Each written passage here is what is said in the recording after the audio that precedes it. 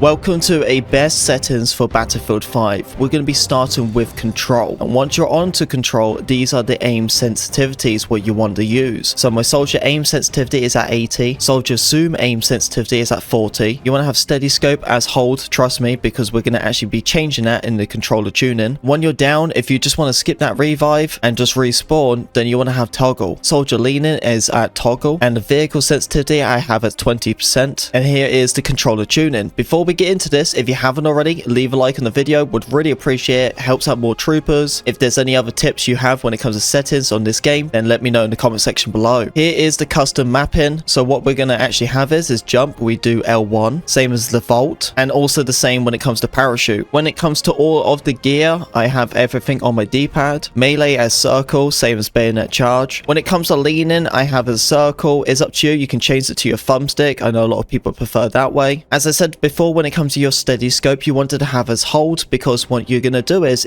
going to change the steady scope to the same button as you aim with. So as soon as you're aiming, you're instantly having a steady scope. When it comes to crouch, I have as R3, same as my slide is R3. Now we're into advanced. When it comes to my acceleration, I have it as 0, configuration as 133. Please make sure you have uniform soldier aiming on, it's very important. Acceleration when it comes to vehicles, I also have as completely 0, but when it comes to uniform vehicle aiming, I have as off. Controller tuning, this is a really important one. Vibration, you want to turn this completely off unless you really like it. The dead zones, I honestly would say leave as default. Unless you get stick drift, then you can tighten it up. The most important one is your L2 and your R2. These are your triggers. You want to have these all the way down to the lowest as you possibly can, because this is going to be very important. As soon as you're going to pull down that trigger, it's instantly going to react. Basically, you're going to be shooting faster. Now we're going into gameplay. Make sure you turn HUD motion off. When it comes to the kill log stuff, that's personal preference. This is my crosshair settings.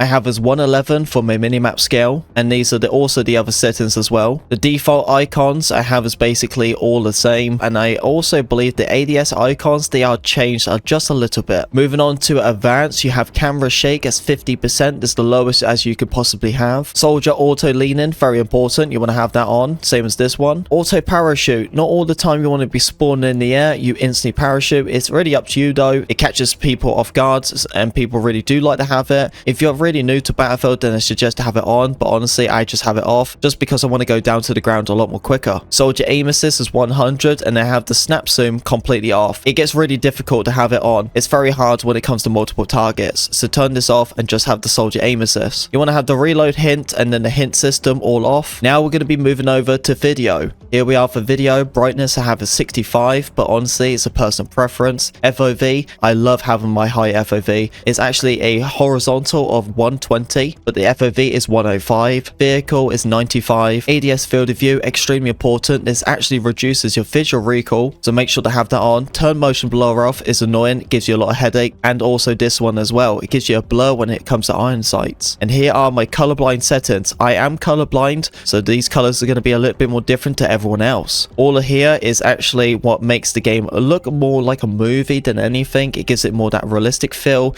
You want to turn all of this off. It just makes the game look really ugly unless you want to get that cinematic feel from a campaign. And there we go, troopers, that is the best settings for Battlefield 5. Don't forget to subscribe, and I'll see you on the battlefield.